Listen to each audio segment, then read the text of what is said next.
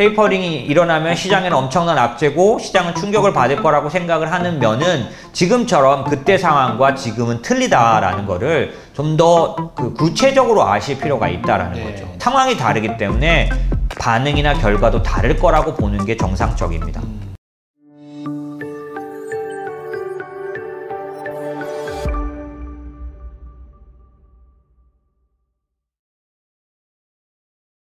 지금은 맞고 그때는 틀리다 이런 영화 제목이 있거든요. 네네. 그래서 뭐 괜히 얘기를 한 게 아니라 좀 이전에 있었던 일들을 갖고 지금 시점을 좀 멀리서 떨어져서 볼 수 있는 그런 식의 그 접근을 한번 해보는 게 좋지 않을까. 예, 왜냐하면 그때의 현상을 다시 지금 봤을 땐 다 알잖아요, 왜 그랬는지. 그죠? 지금은 왜 그런지 모르니까 자꾸 몰입하는데 예전에 비슷한 상황에서 왜 그랬는지를 보면 지금 이제 지금 상황에 대해서도 자꾸 대입해서 생각해 볼 수 있으니까 예, 그런 거 이렇게 해보려고 하는 거죠. 먼저 좀 말씀을 드려야 되는 부분은 뭐냐면 지금 시장에서 계속 이제 시장을 부담스럽게 만드는 요인이 좀 있잖아요. 그게 이제 어떤 거였냐면은 한 두세 달 전에는 금리 상승이었었어요. 네, 맞습니다. 금리가 급하게 올라가면 시장은 갑자기 좀 굉장히 쇼크가 옵니다. 그래서 오늘 말씀드린 테이퍼링도 사실 왜 그렇게 두려워하냐면 테이퍼링 쇼크의 결과물은 금리 상승이에요. 급한 금리 상승.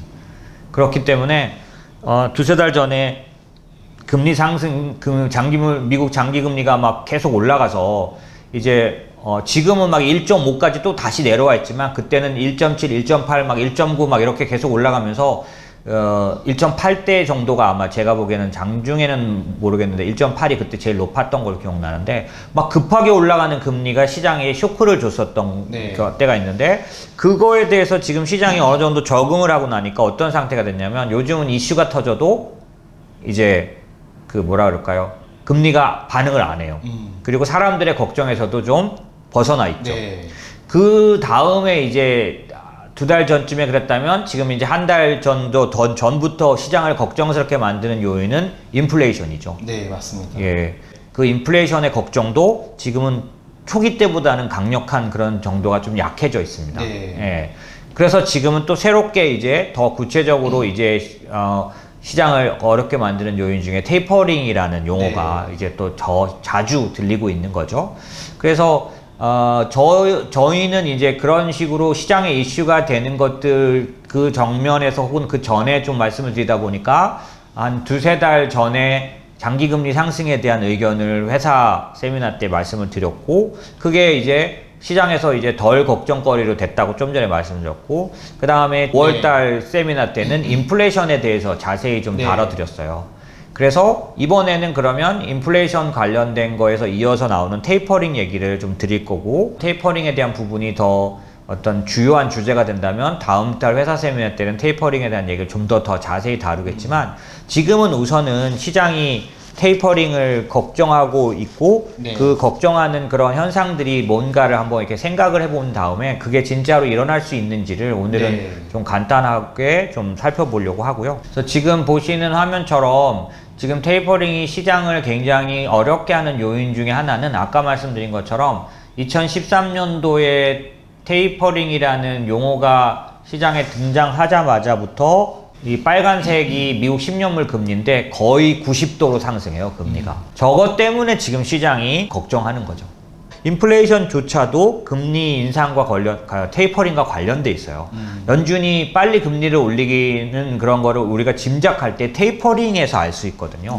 먼저 금리부터 올리지 않고 테이퍼링이라고 말하는 국채를 채권 사주는 걸 줄이는 것부터 하기 때문에 당연히 연준이 시장에 대해서 경각심을 가지면 테이퍼링이 나타나고 이게 빨리 나타나면 나타날수록 금리 인상도 빠르다고 볼 수 있으니까 지금은 이제 인플레이션에 대한 걱정에서도 테이퍼링 걱정이 겹쳐 있고 지금 최근에는 테이퍼링이라는 용어가 그래서 제일 많이 회자되는 용어이고 그 걱정의 진 면목 안으로 들어가 보면 지금 말씀드린 것처럼 금리가 급하게 상승하는 이런 그 쇼크가 발생하지 않을까라는 그런 모습이다.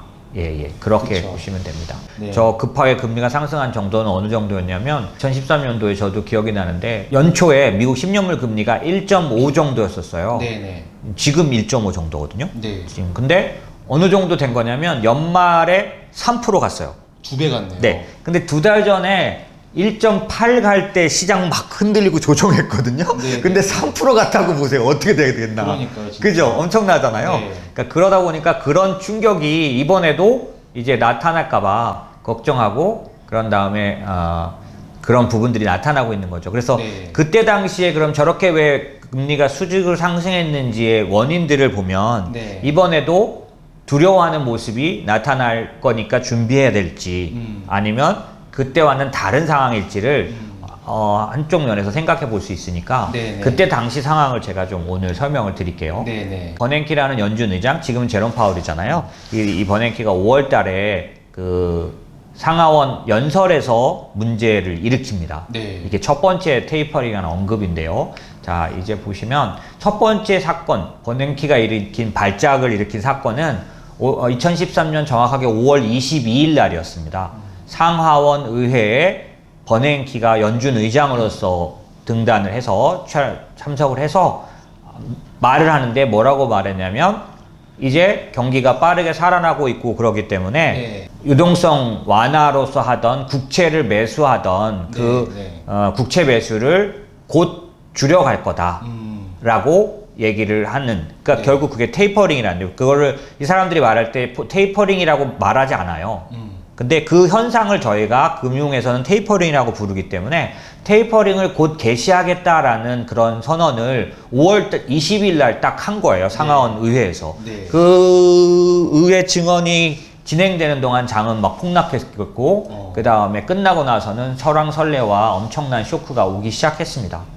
그런데 이 현상이 왜 일어났느냐라는 거를 생각을 해보면 이번에도 똑같이 일어날지 아닐지 알 수 있는데 네. 이 당시는 좀 독특한 상황이었던, 지금하고는 좀 다른 상황인데 어떤 거냐면 이런 겁니다. 지금 화면 제가 이거 굳이 넣어드리는 게 뭐냐면 여기 이걸 이해하시기 위해서 몇 가지 이해하셔야 될 게 있어요. 여기 보시면 2013년도 4월 달에 NY 패드라고 된 게 뉴욕 연은입니다. 뉴욕 연준 연방은행, 뉴욕 연준의 PD 서베이라고 돼 있잖아요. 저 PD는 뭐의 약자냐면 프라이머리 딜러라는 거의 약자입니다. 프라이머리 딜러는 뭐냐? 프라이머리 딜러는 우리나라도 지금 프라이머리 딜러사가 증권사 중에서 대형사들은 다 프라이머리 딜러들입니다. 무슨 말이냐면 이런 거예요. 만약에 미국의 중앙은행인 연준이 채권을 1,200억씩 매달 사주고 있거든요. 테이퍼링이 뭐냐면 계속 말씀드렸잖아요. 이 1,200억씩 매달 사는 채권을 조금씩 덜 사가는 게 테이퍼링이에요. 얼마 전에 금리 상승이 급하게 나타날 때 왜 시장이 그렇게 쇼크를 먹었냐면 단순하게 금리가 상승하는 게 아니라 더 상승할 거가 예상돼서 그런 건데 네. 왜 그때 더 상승할 거라고 예상했냐면 바이든이 인프라 정책과 부양책을 쓰는데 2조, 3조 막 이렇게 쓰겠다고 하니까 네. 그 돈을 다 어디서 만들 거냐. 결국 국채를 발행해서 돈을 조달할 거니까 결국 국채 발행이 엄청나게 늘어나면 국채 금리가 올라가지 않겠냐라는 네. 생각 때문에 사실은 보통 작년도 같으면 부양책이 발표되면 주가가 올랐는데 네. 이때는 부양책이 발표되면 금리가 올랐어요. 왜냐하면 방법이 국채밖에 없었으니까. 네. 근데 마지막으로 이제 사실 이 금리 상승이 진정됐던 계기를 지금 한번 되짚어 보시면 언제냐면 바이든이 인프라 정책을 내놓을 때인데요. 네. 인프라 정책을 마지막 지금 발표 중에 인프라 정책 내놓을 때 왜 금리가 진정됐냐면 이 인프라 정책 자금을, 필요한 자금을 국채로 안 하고 증세하겠다고 말했어요. 그러니까 시장에서는 국채 발행으로 안 하는 방법도 있네? 그 다음에 저렇게 많은 돈을 쓰는데 증세를 해서 하니까 국채 부담은 줄어드네? 이런 생각이 불현듯 크게 들었던 거고, 또 사실 시장에서 이제 알 수 없었던 요인이 뭐냐면 막 국채를 이 중앙은행이 발행했을 때 금리가 이렇게 높게 책정된다는 뜻은 뭐냐면 인기가 없는 거예요. 그쵸. 채권은 이제 사자가 많으면 인기가 있으면 금리가 내려가서 책정되는데 네. 자꾸 높게 책정됐던 이유 중에 하나는 지금처럼 뭐 중앙은행이 금리를 국채를 많이 발행할 거라는 얘기도 있지만 또 하나가 그때는 사람들이 모르는 요인이 뭐였냐면 그때가 3월 말이었거든요. 네. 3월 달 중에 3월 말에 특이한 현상이 하나 있어요. 그게 뭐냐면 사실 미국 국채의 가장 그 강력한 매수자. 네. 그리고 우리로 말하면은 주요 고객. 그쵸. 주요 고객, 국채를 막 대놓고 열심히 사는, 크게 사가는 사람. 네, 네. 이게 어디냐면, 일본 연기금이에요. 일본의, 뭐, 우리로 말하면 일본 국민연금 뭐 이런. 네. 일본에서 가장 큰 연기금은 우체국이거든요. 네. 그래서 그 일본 연기금들이 미국 국채를 엄청나게 좋아합니다. 그래서 가장 큰 손이에요. 근데 3월 달에 금리가 왜 자꾸 발행되면서 올라갔냐면, 연기금들은 3월 말 결산이에요. 3월 말 가까이 가면은 사고팔고를 안 해요. 네. 이미 그 거래를 다 확정했어야 되는 거죠. 그래서 3월 중순부터는 계속해서 미국 금리가 올라가면서 발행할 때마다 자꾸 입찰자가 없었다. 막 이런 사람이 있어야 되는데. 예, 없었다. 이런 발표가 나오거든요. 그러면 이렇게 국채가 발행될 때 사주는 사람 네. 중에서 지금 일본 연기금처럼 이렇게 참여하는 사람을 국채 시장에서 뭐라고 하냐면 딜러라고 불러요. 네. 이제 뭐 얼마에 어떻게 사가겠다라고 참여하는 참여자죠. 근데 국내 금융사들도 항상 국채의 주요 매수자에 들어가거든요. 네. 우리나라도 만약에 한국은행이 국채를 발행하면 요즘도 계속 발행하는 중인데 발행하면 최고의 매수자는 잘 생각해 보시면 한국 국채는 일본 연기금이 막 사지는 않아요. 네. 다만 이제 미국의 템플턴 같은 그런 펀드들이 한국 국채를 좋아하거든요. 그런 참여자들이 있지만 주요 그 국채 매수자는 한국의 증권사들입니다. 네. 왜냐하면 그 채권을 가져다가 이제 팔거든요. 나눠서. 그리고 주요 기관들인데 이렇게 한국의 그 중앙은행이 국채를 발행할 때 주요하게 나는 얼마에 사겠소? 라고 가격 제시할 수 있는 기능을 가진 자격을 가진 딜러를 프라이머리 딜러라고 부릅니다. PD. 예. 네. 그리고 이게 어떤 의미냐면 어떤 얘기가 있냐면 작년도인가요? 재작년인 것 같네요. 삼성증권이 네. 그 배당 사고를 일으킨 적이 있어요. 네. 기억나시나요? 그때 엄청 삼성증권에서 막 너무 많이 주고 난리 났죠. 네. 많이 줘가지고 그거를 이제 네. 직원들이 착복해버려서 다 네. 찾아내고 다 해고시키고 그랬잖아요. 네. 그때 삼성증권 사장도 경질됐어요. 예. 막 왜냐면 글로벌에서 쪽팔림 당했다 막 이러고 그랬거든요. 자, 제가 이 얘기를 왜 하냐면 그때 그 사건을 일으킨 것 때문에 삼성증권이 6개월간 프라이머리 딜러에서 탈락했었습니다. 국채를 살 수 없는 사람이 돼버렸던 거죠. 채권 입찰을 못하게 된 네, 거예요. 맞아요.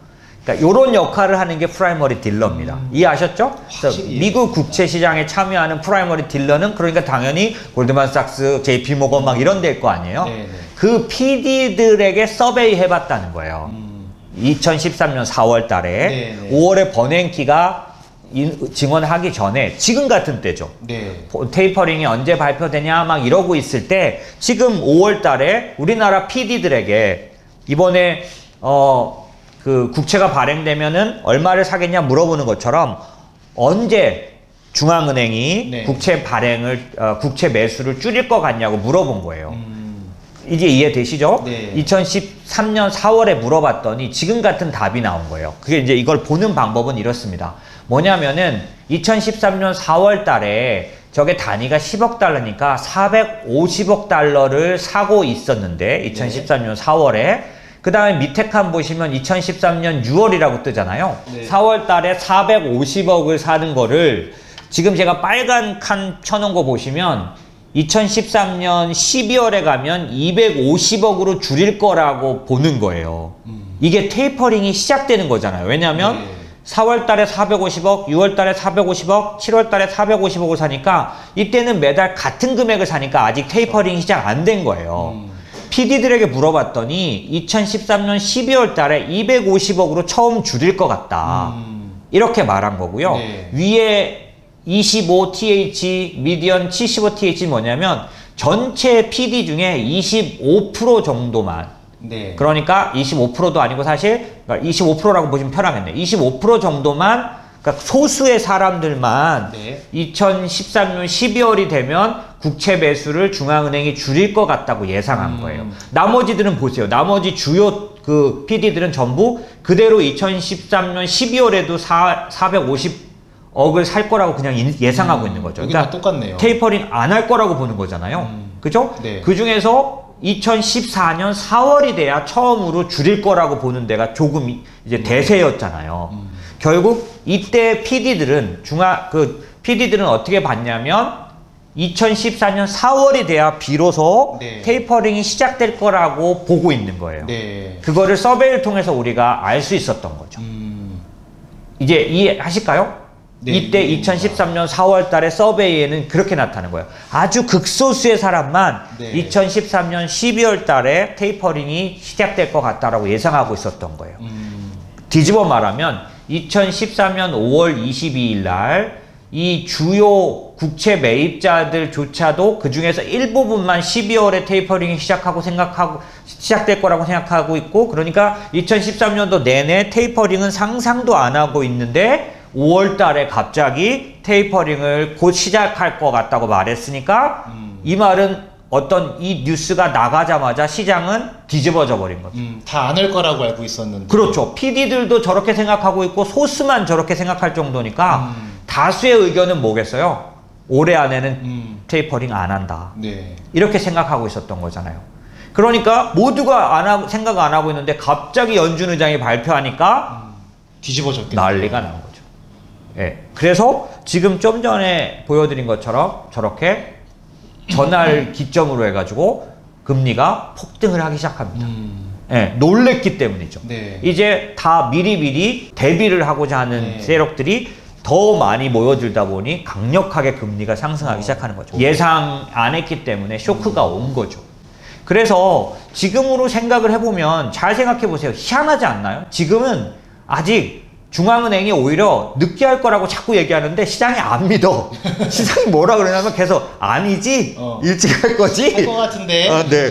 그리고 또 뭐라 그러냐면 할 수밖에 없지 않냐? 뭐 이러면서 계속 이렇게 얘기하고 있는 거 같으니까 2013년과 지금은 어때요? 완전 다르잖아요. 네. 그때는 아예 연준이 늦게 할 거라고 생각을 시장이 다 믿고 있었던 거예요. 방심하고 있다가 좀 맞은. 그런데 느낌이고. 갑자기 버냉키가 선언을 한 거예요. 자, 그래서 이 다음에 두 번째 사건도 버냉키가 사고를 치는데 두 번째 사건 일으키고 나서 버냉키가 경질됩니다.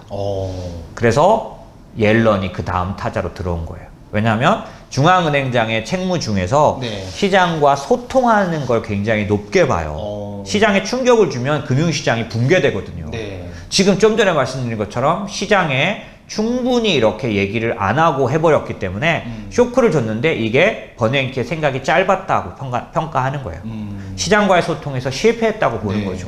그래서 말 그대로 버냉키가 그 다음에 연도에 그만두게 되고요. 옐런이 들어오게 됩니다. 네. 자, 그럴 정도로 이때는 정말 생각지 않았던 선언이었던 거고요. 그런 면에서 지금은 오히려 시장이 더 먼저 걱정하고 있다라는 거고, 두 번째는 뭐냐면 2014년 6월 달에 또 한 번 사고를 치게 되는데 이게 뭐냐면 PD 서베이나 블리칩 서베이라는 게 뭐냐면 2013년도 그 버냉키가 6월 FOMC에서 이 테이퍼링에 대한 구체적인 언급을 한 번 더 하는 거예요. 얼마 뒤부터 테이퍼링을 하겠다. 네. 그러니까 5월 달에 충격을 줬는데 이게 얼만큼 심각한 건지 아직 모르고 있었던 거죠.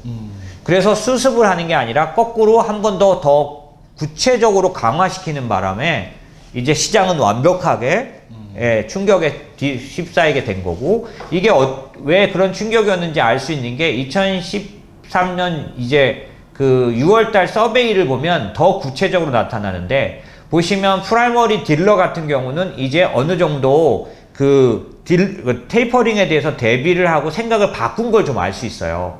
그래서 2013년 그 9월 이전에 테이퍼링을 할 거다라고 생각하는 쪽도 막 33%나 이렇게 생긴 그렇네요, 거죠. 여기. 네, 그쵸? 그리고 12월까지 합치면 꽤 많은 프라이머리 딜러들은 이제 테이퍼링이 빨라질 수 있다는 거를 6월쯤 됐을 때는 어느 정도 생각하고 있었던 거예요. 그런데 문제는 이쪽입니다. 오른쪽에 보시면 블루칩 이코노믹 인디케이터라는 건 뭐냐면 이쪽은 PD가 아니라요. IB 회사들인 거예요. IB 쪽들인 거예요. 아까 제가 증권사 PD들도 있지만 연기금이라든지 또 다른 매수측들이 있다고 말씀드렸잖아요. 네. 그 중에 아주 주요한 매수측들이 뭐냐면 투자은행의 IB들이거든요. 그 IB들을 어떻게 믿고 있었냐 봤더니 보세요. 36% 정도가 2014년 혹은 그 이후에 한다고 믿고 있었던 거죠. 그러니까 PD들은 어느 정도 생각이 바뀌었지만 아직도 여전히 2013년 6월 달에 대다수의 일반 기관 투자자들은 늦게 할 거라고 여전히 믿고 있는 상황인데 버냉키가 그것조차 모르고 또 한 번 때린 거죠. 그러니까 시장이 한 번 충격을 받았는데 이때쯤 빨리 알아차려 줬어야 되는데 못 알아차리고 대다수의 사람들에게 한 번 더 구체적인 충격을 주게 된 거죠. 그렇기 때문에 아까도 말씀드린 것처럼 그 시장의 쇼크는 보시다시피 수직으로 금리가 상승하는 진짜 공포스러웠겠네요. 네, 그렇게 나타났던 거죠. 그래서 제가 말씀드리려고 하는 거 금방 아시겠죠? 지금은 어때요? 반대인 거죠. 그래서 그 반대가 지금 시장은 우려를 하지만 사실은 그 금리를 실제로 움직이는 세력들, 아까 제가 PD 얘기 드렸잖아요. 이 사람들이 경각하고 쇼크를 먹으면 금리를 실제로 올려놓습니다.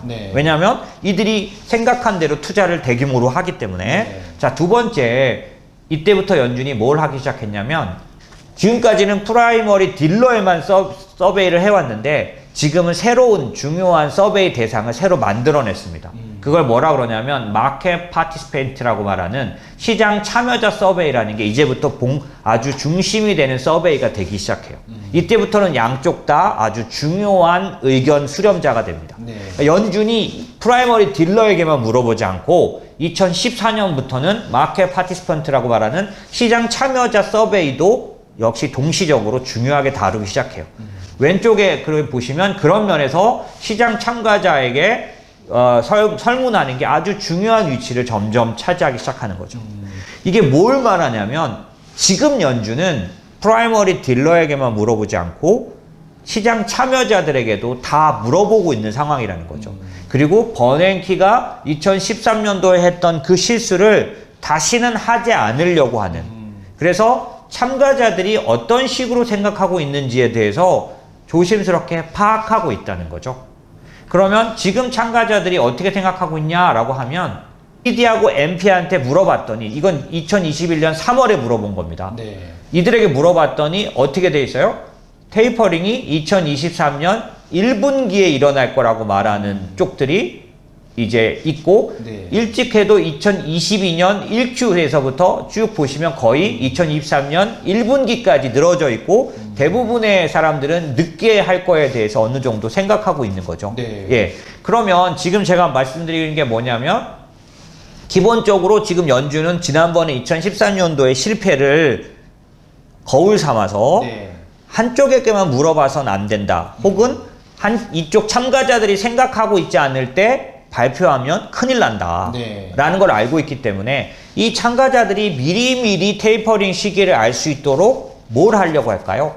사전에 힌트를 주려고 하겠죠. 충격을 주지 않기 위해서.